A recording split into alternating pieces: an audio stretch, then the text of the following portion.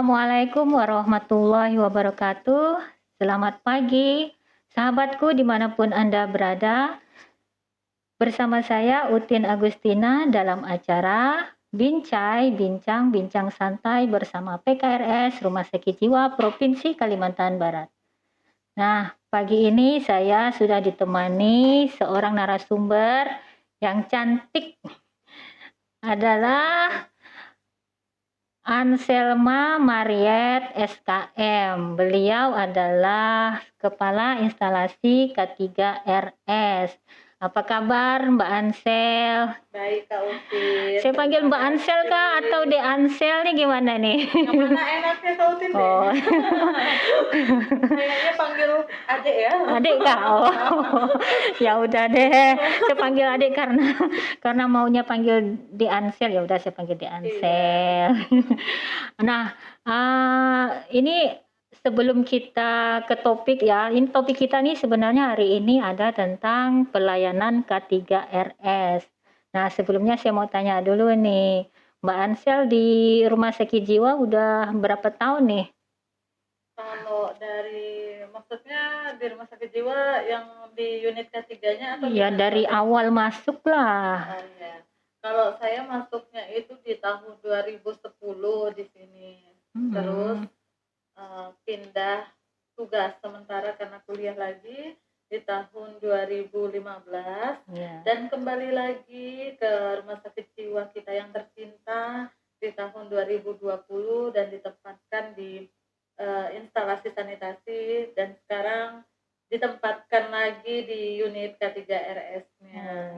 Unit K3, jadi kepala instalasi juga ya di K3RS. Kebetulan begitu Kak Utin. Wah, mantap nih, udah 2 kali kepala instalasi nih. Oke, kita langsung saja nih ke topik nih. Saya mau tanya Mbak Ansel dulu nih. Mbak Ansel, De Ansel, maaf ya. Tadi kan kita panggil De Ansel. Ya udah. Apa sih K3RS tuh, De Ansel? Baik Kak Utin. Sepertinya sekarang itu di internal maupun eksternal Rumah Sakit Jiwa Provinsi Kalimantan Barat itu belum terlalu paham sih bahasanya, belum terlalu mengenal kami K3RS. K3RS itu adalah keselamatan dan kesehatan kerja di lingkup Rumah Sakit Jiwa Provinsi Kalimantan Barat. Yang mana secara umum itu tujuannya agar terciptanya lingkungan kerja di Rumah Sakit Jiwa Kalimantan Barat ini yang aman, sehat, dan produktif, terutama untuk sumber daya rumah sakit kita, serta aman dan sehat bagi para pengunjung, pasien, masyarakat, dan lingkungan kerja. Gitu Kak Utin. Oke, lalu kapan tuh instalasinya itu dibentuk? Baik. Kalau untuk instalasi K3RS terbentuk itu di SK tertanggal 1 Maret 2021, di mana kami itu ada berempat jakungnya yang menduduki jabatan fungsional. Kebetulan saya sendiri yang megang kepala instalasi di situ sebagai pembimbing kesehatan kerja, terus ada koordinator sub keselamatan kerja, ada koordinator sub kesehatan kerja dan koordinator sub lingkungan kerja. Itu teman-teman saya, yaitu Ibu Anek, Ibu Dwi, dan Bapak Ansori. Sementara saya kan sekarang Kak Utin masih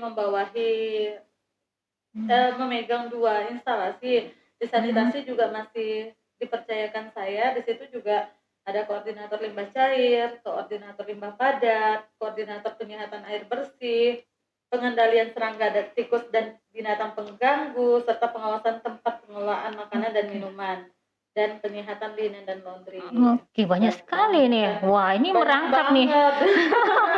Kepala instalasi sanitasi juga, kepala instalasi K3 juga.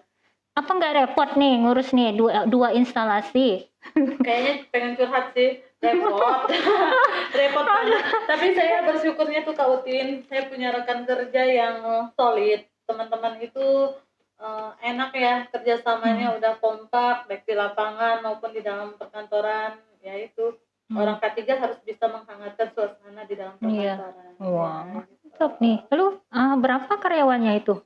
Pekerjanya ya. Oh, Kalau pekerjanya itu kalau pekerja. yang ASN sendiri 7 orang, kalau yang sisanya itu 4 orangnya kontrak. Kontrak itu terpisah ya antara K3 dengan sanitasi. Iya, terpisah. Ya. Nah, Oh tapi ya. kalau di lapangannya pelaksanaannya tetap bareng Mm-mm. gitu. Waduh, ini repot sekali nih Mbak Ensa, mantap juga. Masih baru sekali kan di K3 RS nih baru. Baru ya. Pelantikannya itu di April kemarin Kak Utin. Ya. Untuk Javungnya. Itu masih lagi tahap inilah pelengkapan segala program, dokumen yang harus Oke. kami siapkan. Oke, sebenarnya ini sih kayaknya menarik juga nih. Tadi Mbak Elsa ini kan selain kepala instansi K3 juga sanitasi. Sebenarnya saya juga mau bahas juga nih sanitasi. Cuman karena topik kita hari ini hanya K3 RS ya. Jadi saya mau nanya K3 RS aja lah dulu. Nanti Baik, mungkin baik. sesi berikutnya saya mau nanya tentang sanitasi nih sama Mbak Ansel. Di Ansel, sorry. Ya, Nah, saya mau tanya lagi nih. Siapa saja sih sasaran dari K3 RS ini? sasaran kita itu dibagi 4, yaitu pertama pengelola rumah sakit, kedua sumber daya rumah sakit, ketiga pasien, pengunjung dan pengantar pasien, keempat rekanan usaha dan dalam lingkungan rumah sakit. Rekan usaha itu pihak ketiga. Jadi pengelola rumah sakit ini yaitu agar komitmen yang kuat demi terwujudnya kesehatan dan keselamatan kerja di rumah sakit. Itu biasanya pimpinan tertinggi, terus kedua SDM rumah sakit itu seluruh pegawai baik yang pekerja formal maupun informal yang ada berada di lingkungan rumah sakit, terus pasien dan pengunjung pasien agar merasa aman, nyaman berada di lingkungan rumah sakit kita dengan mutu layanan yang terbaik. Keempat, rekanan usaha agar dapat menerapkan prosedur emergensi bila terjadi bencana serta aman dan nyaman berada di lingkungan rumah sakit. Wow, banyak sekali ya sasarannya. Berarti seluruhnya ya. Ya, Include. keseluruhan. Oke, ini tadi sasaran. Nah, sekarang apa saja sih program K3 itu? Silakan. Kalau programnya itu banyak banget. Nah, Banyak banget. Jadi di situ tuh ada disaster program, terus ada pencegahan pengendalian kebakaran, terus ada juga keamanan pasien dan pengunjung serta petugas, keselamatan dan kesehatan pegawai, pengelolaan bahan dan barang berbahaya, terus kesehatan lingkungan rumah sakit, sanitasi rumah sakit, pengelolaan dan pemeliharaan serta sertifikasi sarana dan prasarana di dalam rumah sakit, pengelolaan limbah padat cair dan gas, pelatihan dan pendidikan, dan pengumpulan, pengolahan, dan pelaporan data. Itu masuk kayaknya kalau dilihat itu keseluruhan yang kita kerjakan. banyak ya. Keseluruhan, Kak. Aduh, ribet saya lihatnya. Nah, sekian banyak program itu, apa itu bisa terlaksana semua? Sepertinya tidak bisa terlaksana semua, Kak, karena pertama SDM kita kurang. Terus sarana dan prasarana kita juga belum memadai. Kemungkinan ada keterbatasan di anggaran ya terkait hal ini. Jadi harapannya supaya nanti kedepannya SDM kita terutama untuk tenaga K3 itu ditambah. Sekitar berapa itu? Kalau yang ada sekarang berapa? 4. 4 ya? 4. Kami perlu 7 orang lah. 7. Oh, itu sudah bisa tercover semua ya program itu ya. Amin. Dengan 7 orang itu. Iya. Oke. Karena rumah sakit kita kan cukup luas, Kak Utin. Terus kami berempat juga biar tidak tumpang tindih dalam pelaksanaan program, kami juga bagi per zona. Jadi per zona itu siapa yang nanganin di IGD, apotek, siapa yang nanganin konstruksi, siapa yang pengawasan laundry, dapur, dan di sanitasi sendiri kebetulan itu saya sendiri yang melakukan pengawasan. Banyak sih. Gitu. Mantap sekali deh Ansel nih. Aduh, jadi ada beberapa program ya tadi yang udah dijelaskan oleh De Ansel itu. Iya. Nah, dengan keterbatasan tenaga juga hanya 4 orang gitu. Mhm. Mungkin dalam pelaksanaan tugasnya itu apakah ada hambatan-hambatan ya? Kira-kira apa tuh hambatannya?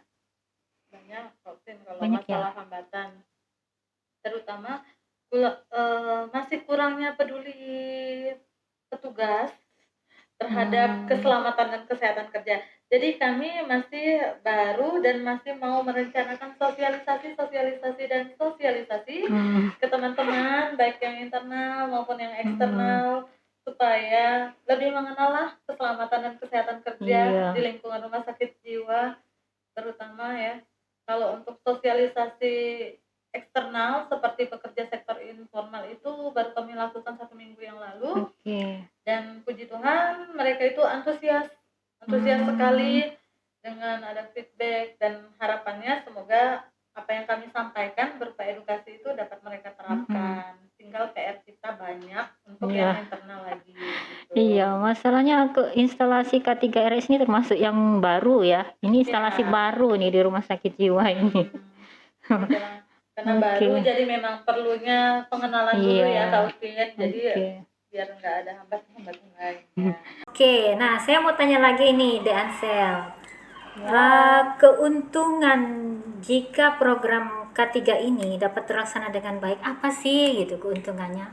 Baik, terima kasih Kak Utin. Ini pertanyaan yang menarik menurut saya. Oke. Keuntungan pelaksanaan bagi rumah sakit yaitu untuk pertama meningkatkan mutu pelayanan. Kedua, kita dapat mempertahankan kelangsungan operasional rumah sakit. Ketiga, kita meningkatkan citra rumah sakit menjadi pusat rujukan terbaik. Nah, bagi karyawan rumah sakit, kita lebih melindungi karyawan dari penyakit akibat kerja atau diistilahkan dalam K3 itu PAK, mencegah terjadinya kecelakaan akibat kerja atau KAK kalau di K3. Terus bagi pasien dan pengunjung, pasien dan pengunjung mendapatkan mutu layanan terbaik dari rumah sakit kita, dan kepuasan bagi pasien dan pengunjung yang telah melakukan dan mempercayakan pengobatan di Rumah Sakit Jiwa Rumah Sakit Provinsi Kalimantan Barat gitu. Oke, itu keuntungannya baik Iya. sekali, bagus itu ya.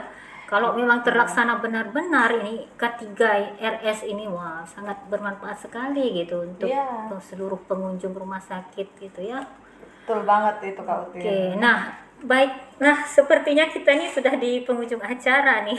Iya ya. Sebelum menutup Nggak acara berasa. ini, saya mau tanya nih, apa sih harapan De Ansel ke depannya gitu selaku sebagai kepala instalasi K3RS untuk kemajuan pelayanan K3RS ini di rumah sakit jiwa khususnya?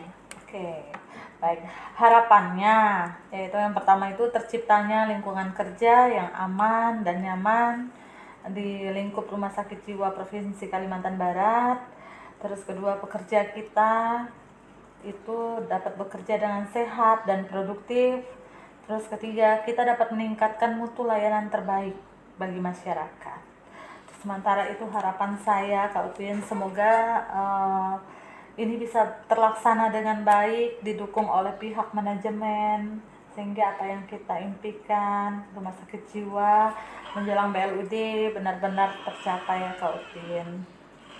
Oke, Gitu baiklah aja. De Ansel, saya ucapkan terima kasih ya. Ya.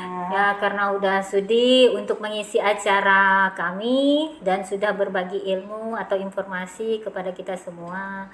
Semoga informasi yang disampaikan bermanfaat untuk kita semua. Amin. Amin, amin, amin. Terima kasih Kak Upin sudah diundang. Oke sahabatku dimanapun Anda berada, jangan lupa tonton terus acara Bincai, Bincang-Bincang Santai bersama PKRS Rumah Sakit Jiwa Provinsi Kalimantan Barat untuk sesi berikutnya.